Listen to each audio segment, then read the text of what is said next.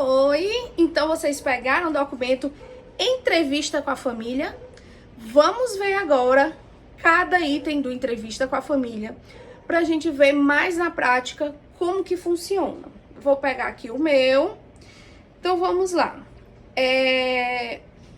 Por exemplo, com a família, primeira pergunta, né?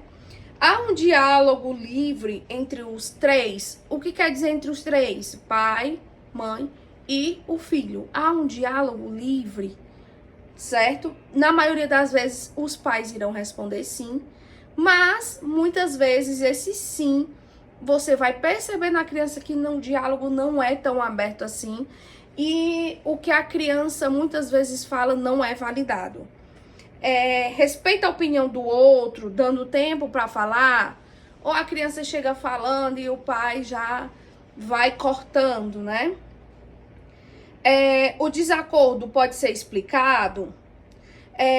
Os pais permitem interrupções, deixando ele discordar, acrescentar ou falar algum fato que aconteceu.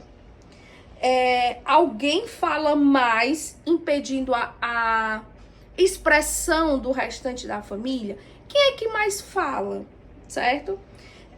Nesse caso é fundamental pedir a opinião de todos ao mesmo tempo, para que você consiga perceber se existe alguma discrepância entre a fala de um ou a fala de outro, certo? Então vamos lá. Qual o nível de ansiedade? Esse nível de ansiedade, você pode perguntar qual o nível de ansiedade da criança, o seu, do pai da criança, dos outros familiares que estão na casa. Às vezes o avô mora junto, a avó mora junto. Então, qual o nível de ansiedade dessa família, certo? Se os pais não entenderem essa questão de nível de ansiedade, pode perguntar assim, qual o nível de agitação que tem em casa? É uma casa tranquila? É uma casa mais agitada? O conhecimento que o aluno tem sobre o motivo do diagnóstico. O aluno sabe o porquê que ele está ali? O grau de escolaridade dos pais, o número de pessoas que compõem a família, o grau de preocupação dos pais quanto ao futuro do filho, se o pai já tem uma noção do que o filho vai ser quando crescer, porque muitas vezes os pais acabam impondo, muitas vezes, a profissão deles para os filhos.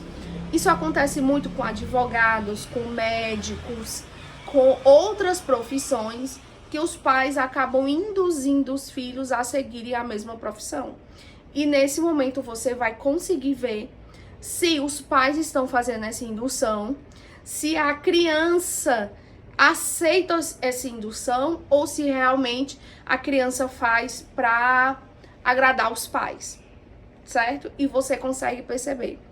Mas a criança só tem 4 anos. Você consegue perceber, certo? A criança já vai dando sinais do que ela quer, certo? É um hábito os pais elogiar os filhos.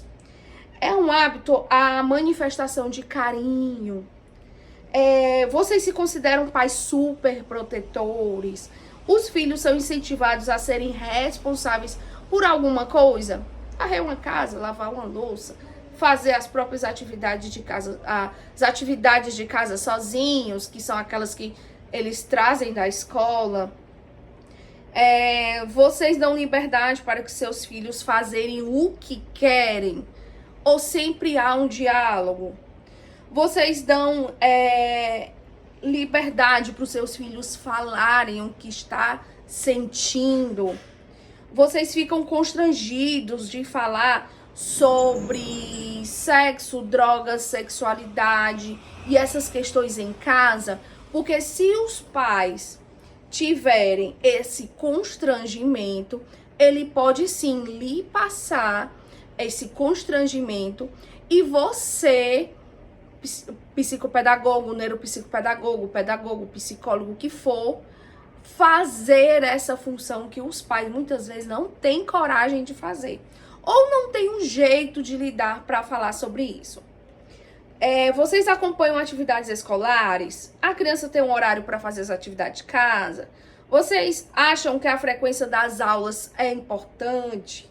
Vocês conversam sobre os programas de televisão com seus filhos? Os filhos respeitam os pais? Gente, essa pergunta final, ela é extremamente sugestiva. Por quê? Os filhos respeitam os pais? Olha, teve um atendimento que eu fiz, que quando chegou nesse momento, isso era para uma criança de 4 anos. A mãe da criança chegou assim, olha, eu vim trazer o meu filho para você fazer uma avaliação, porque eu não sei mais o que fazer. Ele tem 4 anos e bate em mim. Então, nesse momento, você vai conseguir começar a descobrir o que essa criança necessita. Nessa pergunta final, crucial, se respeita os pais. Porque se não respeitar os pais, não vai respeitar o professor, não vai lhe respeitar. E você precisa impor esse limite a mais nessa criança. Não vai ser de primeira, segunda ou terceiro atendimento que você vai começar a perceber isso. Mas lá pro 4º, 5º, ele vai começar a rejeitar a atividade, vai começar a querer lhe manipular, falar eu não quero isso, eu quero isso. Olha, naquela vez passada eu brinquei desse joguinho no atendimento, eu quero brincar com esse joguinho de novo. É nesse momento que vocês vão fazer os combinados com esse aprendente, cliente, paciente, como você queira chamar. Então, é nesse momento que vão começar os combinados. E aí sim se formar um vínculo, certo? Um vínculo de respeito e um vínculo que você está ali para ajudá-lo, tá certo? Então, agora vocês peguem a fichinha de anamnese que está aqui, tá certo? E vamos continuar com essa prática, tá bom? Peguem aí para vocês acompanharem junto comigo em entrevista de anamnese.